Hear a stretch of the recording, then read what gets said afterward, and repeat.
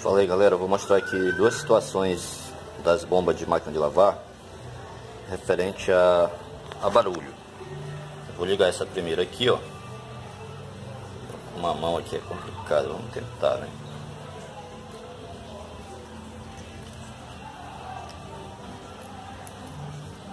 Tá vendo aí, pessoal?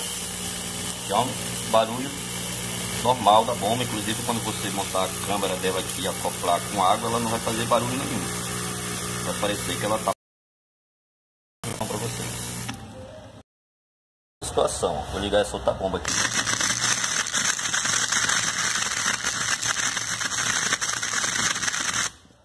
Nem falei, pessoal, porque vocês não iam nem conseguir ouvir a minha voz pelo barulho. O que que acontece, pessoal? Vou mostrar para vocês. Se você pegar aqui, ó, nessa palhetinha aqui dela, essa bomba aqui, ó, tá fixa, você não sente nada de trepitação.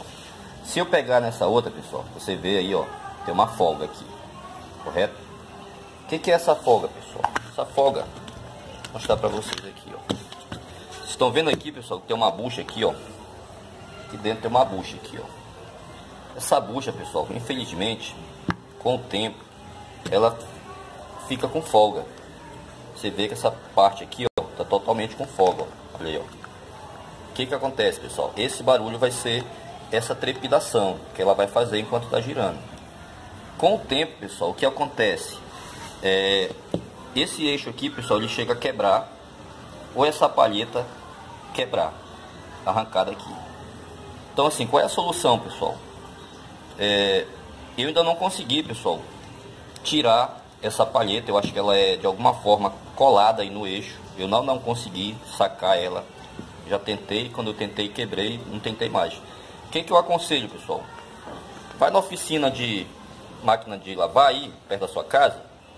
O cara geralmente tem isso aqui jogado lá, pessoal. Você testa só essa questão da... Se não tiver folga, pessoal, você pega um outro e acopla aqui, que eles são praticamente, pessoal, iguais, idênticos. A única diferença é esse tipo de bomba aqui, pessoal, que ela é uma peça aqui, ó, você tem que sacar esse anelzinho aqui de dentro, ó, com bastante cuidado para não quebrar, é mais difícil. Mas a maioria das bombas são assim, pessoal. Então você troca isso aqui, ó, e resolve o seu problema, beleza, galera? Isso é uma dica rápida aí que eu tô dando para vocês aí, porque tem muita gente falando, né, que a bomba tá com barulho, essas coisas, e esse barulho é isso aqui, pessoal, beleza? Um grande abraço aí, galera, até o próximo vídeo.